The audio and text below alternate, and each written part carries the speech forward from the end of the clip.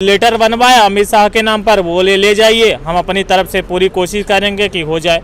अब अमित शाह तो पश्चिम बंगाल में बिजी है, तो कहाँ से हो पाएगा। अभी एसएससी जीडी की बात कर रहा हूँ मैं, एसएससी जीडी की बात कर रहा हूँ। अभी कितने बेरोजगार होंगे। ये जुमलेबाजी है, प्रलोभन क्यों दे रहा भाई। जब यहाँ डायरेक्ट तुझसे मांग रहे हैं तो तू तो सुन नहीं रहा, वहाँ उड़ाए पड़ा है, हवा में तीर चलाए पड़ा है। कितनों को प्राइवेट नौकरी मिलेगी भाई, ये भी तो सोचो आप। कितने कारखाने हैं। उनका कहना है आत्मनिर्भर बनो, तो आप भी बनो ना आत्मनिर्भर। वोट ना मांगो हमसे। लाठी चार्ज हुआ, हाथ टूटे, पैर टूटे, पता नहीं क्या क्या टूटे। कल तो हम लोग राजेंद्र नगर थाने में हो आए। हम पूछना चाहते हैं कि अगर इतिहास जानता है कि अगर आंदोलन से कुछ नहीं हुआ, तो आंदोलन से तो गांधी जी का इतिहास जानता है कि आंदोलन से सब कुछ पलट गया। आप सभी जानते हैं कि एसएससी जीडी 2018 वाला है, और हम कितने दिन से यहाँ दिल्ली में संघर्ष कर रहे हैं, ये भी आप अपने यूट्यूब के माध्यम से बता चुके हैं लोगों को। हमारी हालत ये है कि हम ना घर के हैं ना घाट के, कहना चाहिए। यहाँ पे आके पता चला कि ये अंधेर नगरी चौपट राजा टके शेर खाजा, वही वाली कहानी है। ऐसी स्थिति है।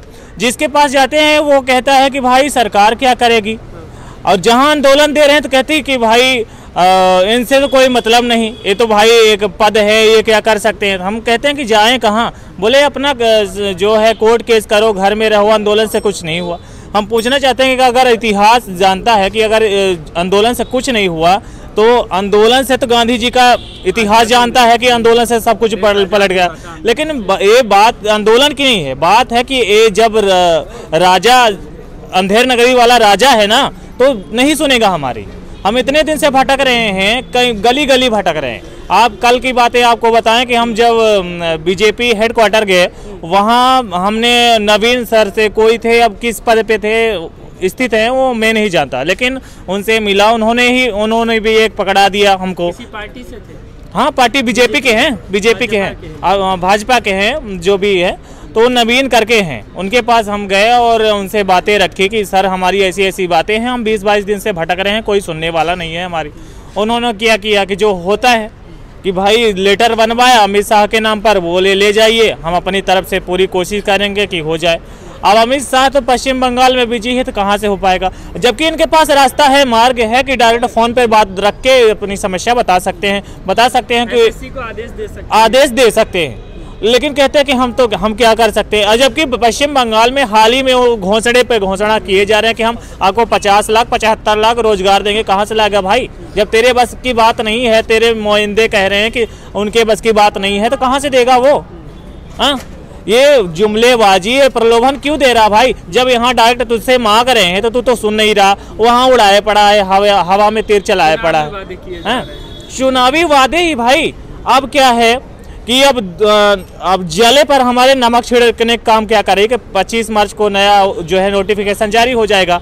ऐसे में क्या है कि जितने भी अभी दिख रहे हैं ना, आपको गायब हो जाएंगे। ऐसा नहीं कि हम केवल एसएससी जीडी वाले ही मतलब आंदोलन कर रहे हैं, ऐसा कुछ नहीं है।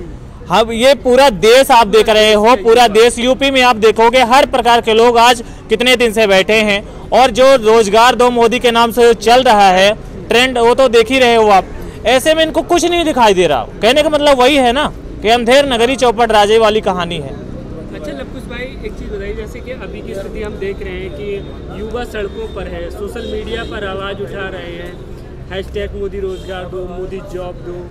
यही प्रधानमंत्री जी कभी करोड़ों रोजगार देने की बात करते थे। आज युवाओं के मुद्दे पर एक ट्वीट नहीं, मन की बात में एक उन पर कोई बयान नहीं, उनकी कोई संवेदना नहीं युवाओं के प्रति। और तो भाई कह चुके हैं ना, जो आंदोलन करते हैं वो आंदोलन जीवी हैं। और किसानों को तो आप देख ही चुके हैं कि उनका कहना है कि जो आंदोलन करते हैं उनको फ्री में लगता है, खाना मिल रहा है, फ्री में अच्छा ऐशो आराम मिल रहा है। वो स्थिति घर यहाँ की नहीं देख रहे हैं ना।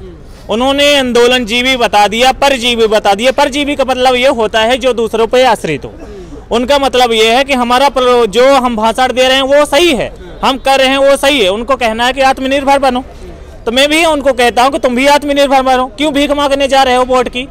यही तो उनका कहना है, आत्मनिर्भर बनो, तो आप भी बनो ना आत्मनिर्भर। वोट ना मांगो हमसे, हम भी आत्मनिर्भर बन जाएंगे। हम गरीबी में जिए हैं, गरीबी में जी लेंगे, आत्मनिर्भर बन जाएंगे। तिहारी मजदूर के लड़के हैं, तिहारी मजदूरी कर लेंगे, सही है, लेकिन तुम तो आत्मनिर्भर पहले बनो फिर दूसरों को ज्ञान दो, है ना।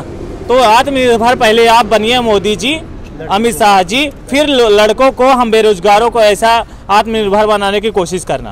आपको क्यों लगता है कि मोदी जी आत्मनिर्भर नहीं? आत्मनिर्भर जो हाथ दूसरों के सामने हाथ फैलाए वो आत्मनिर्भर कैसे हो सकता है मेरे भाई? वो तो दूसरों के सामने हाथ फैला के बड़ी बड़ी पोस्ट ले रहे हैं। अभी पता नहीं कितने देशों के वो यात्रा कर चुके हैं फ्री फंड का, हैं। हम लोग यहाँ सड़कों पे मर रहे हैं भाई, बता रहे हैं परजीवी हो, यहाँ कोई खाने को दे रहा है हमें? लोगों को भर्ती करने के लिए विदेश नीति के तहत जाते हैं ना भैया। विदेश नीति में क्या लेके आए हैं अभी तक 5-6 सालों में? यही तो है, धीरे धीरे होगा। प्राइवेटेशन भैया, प्राइवेटेशन में हमको ना केवल झाड़ू पोंछे की नौकरी मिलेगी, शायद वो भी ना मिले। प्राइवेटेशन में केवल मंत्री, विधायक, बड़े बड़े नेताओं के लोग बड़ी बड़ी पोस्टों में बैठ जाएंगे, हमको केवल दे दिया जाएगा पोछा मारो, आप झाड़ू चलाओ, यही नौकरी मिलेगी। मोदी जी तो यही पहले भी उन्होंने बताया था, रोजगार तो सब कुछ होता है, पकौड़ा तलना रोजगार। भाई सफाई अभियान चालू किए हैं तो हमको इसीलिए डिग्री करवाएंगे, वो डिग्री डिप्लोमा देंगे। आज मध्य प्रदेश चाहे यूपी हो चाहे जो भी राज्य हो, चपरासी की अगर वैकेंसी निकल जाए ना तो PhD किए हुए बच्चे उसमें आवेदन कर देते हैं। चलो 10-15 हज़ार की नौकरी मिल जाएगी, परमानेंट तो रहेगी। आज प्राइवेट सेक्टर में कहीं भी जाओ, आज प्राइवेट कंपनियों में जाओ तो भाई सब प्राइवेट अगर करेंगे तो नौकरी करने लगे, कितनों को प्राइवेट नौकरी मिलेगी भाई? ये भी तो सोचो आप, कितने कारखाने हैं महानगरों में ही हैं, ज्यादा गांव में भाई कहाँ? कितनी गिनी चुनी फैक्ट्रियां हैं, गिने चुने उद्योग हैं, कितने प्राइवेट लोगों को दोगे भाई? कह रहे हैं कि देश हित में, राष्ट्र हित में सरकार हमारी बहुत काम कर रही है, बहुत जल्दी विश्व गुरु बन जाएगा भारत। विश्व गुरु तो पता नहीं भाई, लेकिन भिखमंगे बहुत निकल जाएंगे अपने देश से, हाथ में कटोरा लेके। जैसे आज देख रहे हो उत्तर प्रदेश में बच्चे ले लेके अपनी उनकी माएँ गोद पे बैठी हैं, 5-7 साल से उनका रिजल्ट का इंतजार करें। सब कुछ हो चुका है, वेरिफिकेशन वगैरह सब। जैसे हमारे आज सभी चरण पूरे होने के उपरांत हम नौकरी मांगने के लिए तरस रहे हैं, लेने के लिए तरस रहे हैं। आज ऐसी स्थिति है कि आगे चल के ऐसे ही होता रहेगा भाई। मोदी जी कहते हैं कि पकौड़ा तलना भी, पकौड़ा बेचना भी रोजगार होता है। उन्होंने बताया वो कला है, तो फिर लड़कियों को क्यों कह रहे हैं कि बेटी पढ़ाओ बेटी बचाओ? पढ़ाओ का मतलब का बिना पढ़े नहीं तला जा सकता भाई। कड़चुली डालो निकालो पकौड़ा, इसमें बहुत आसानी है भैया। पकौड़ा तलना पढ़ने की जरूरत नहीं है, बेसन हिलाओ उसमें पकौड़ा डालो निकालो। इसमें ग्रेजुएट करके PhD करके BEd D.Ed करके ये पकौड़ा तलने के लिए है। रोजगार के मुद्दे पर कितना लगता है सरकार काम कर रही है? कुछ 0% उसका काम है, प्रलोभन ज्यादा है। काम कम प्रलोभन ज्यादा है, इसीलिए वो आज तक जीतती आई है। चाहे बिहार चुनाव हो चाहे आप बंगाल चुनाव हो, एक ही प्रलोभन है कि भाई हम आपको रोजगार देंगे। देंगे के बाद जब फ्यूचर की बात करते हैं, जब उनका काम बन जाता है तो बाहर निकाल देते हैं, वो भूल जाते हैं कि बेरोजगार। प्रलोभन में फंस जाते हैं, प्रलोभन में हम फंस ही जाते हैं भाई। हमने ये सोचा था कि अच्छा हमको जो आने वाला समय है वो अच्छा होगा, अच्छे दिन देखने को मिलेंगे, जो बेरोजगार भटक रहे हैं उनको सही जगह मिलेगी। इन्होंने बहुत अच्छी बातें बताई, startup India, make in India, फलाना ढिमका, जितने भी होते हैं उन्होंने सब गिना लिए। भैया कहे कि सब तो रोजगार मिल ही जाएगा, कोई ना कोई। भाई जरूरी नहीं कि सबको शासकीय रोजगार वर्दी पहनने का ही मौका मिलेगा, सभी प्रकार के क्षेत्रों में हमें अवसर मिलेगा। अच्छा, लेकिन ऐसा नहीं हुआ। आप लोग काफी दिन से यहाँ पे हैं, कुछ हुआ?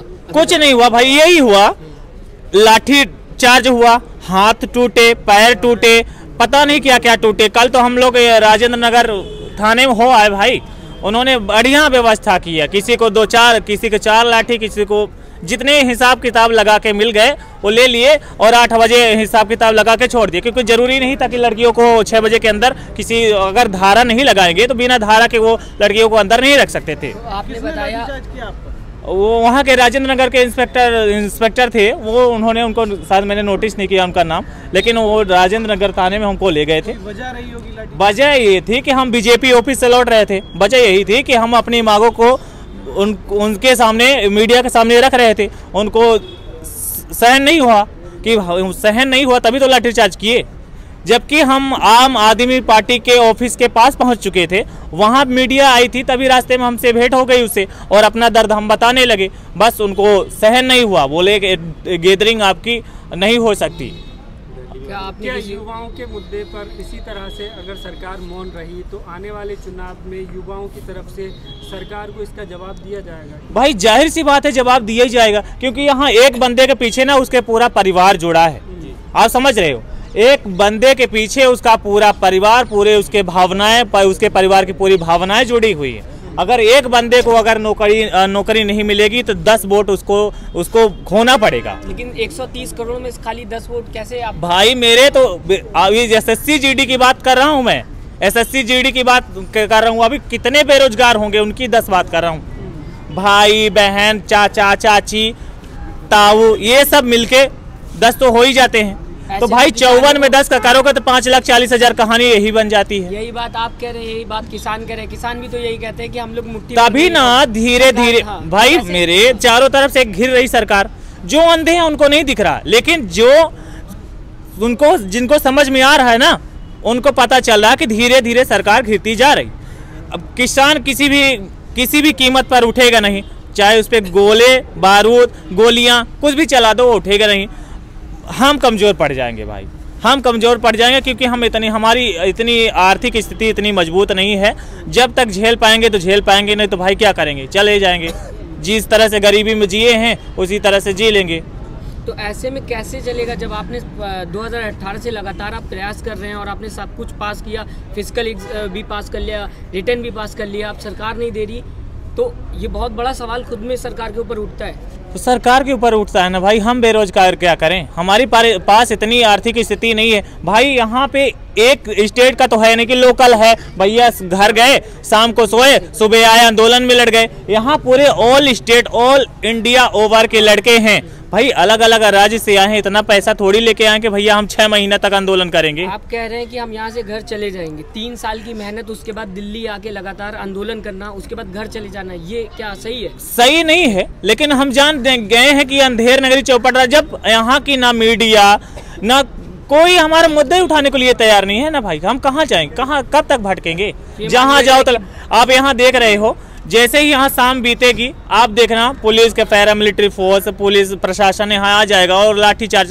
शुरू कर देगा। भाई हमारा फ्री का कहीं रैन बसेरा ही नहीं है ना, कहाँ जाएंगे, क्या करेंगे? मान लिया जाए कि युवा हार चुका है आज का। कहना चाहिए कि हार तो मानना ही पड़ेगा हर हाल में, जब ऐसी जिद्दी सरकार हो। अभी तो हम जिद पर अड़े हैं कि हम अपनी बातें पहुँचा देंगे, लेकिन जब सरकार अपनी जिद पर अड़ जाएगी तो हमारी कोई विसात नहीं है भाई, हम बहुत छोटे इंसान हैं। सरकार हमारी है, मानता कौन? हम मानते हैं ना, सरकार तो नहीं मानती कि ये हमारे बच्चे हैं। अच्छा, तो एक सवाल मैं करना चाहूँगा, आप क्या अब यहाँ डेरा डालने का सोच रहे हैं? तो पब्लिक जगह है ना भैया। वही तो, कहीं डेरा डालने के लिए परमिशन नहीं है भाई। अच्छा, कहीं भी 10 आदमी इकट्ठा होने की जब परमिशन नहीं थी, यहाँ हमको तो नहीं लगता कि डेरा डालेंगे। बस ये थी, युवाओं की इच्छा थी कि चलो वहाँ बैठेंगे, शायद कोई हमारी सुन ले, तो इसलिए चले आए।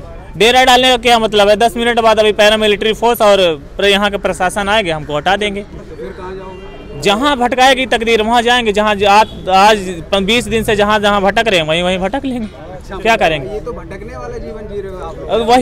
वही तो है मेरे भाई, भटक रहे हैं, लेकिन किसी को समझ थोड़ी आ रहा भाई। हमारे चाहे जितने भी लड़कियों के आंसू, हमारे दर्द, हमारी जो बेबसी लाचारी, किसी को नहीं समझ में आ रहा। मोदी जी तो वही, उनके पास मौका आएगा तो वो कहना छोड़ेंगे नहीं कि ये परजीवी हैं, घर से निकले हैं केवल अपने मतलब कि दूसरे पर आश्रित होने के लिए। कहीं ना कहीं हम ही जिम्मेदार हैं। हम ही जिम्मेदार हैं। हमें क्या है कि हमें ही कमी है।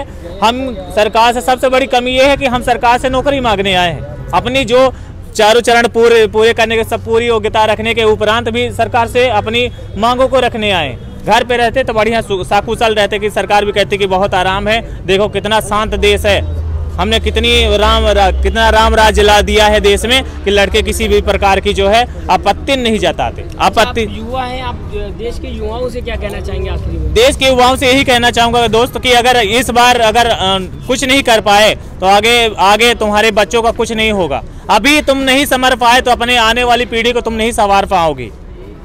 अभी कोशिश करोगे ना तभी कुछ कर पाओगे, नहीं तो आगे चल के कुछ नहीं होने वाला है। चैनल को लाइक, शेयर एंड सब्सक्राइब करें और बेल आइकन दबाना ना भूलें।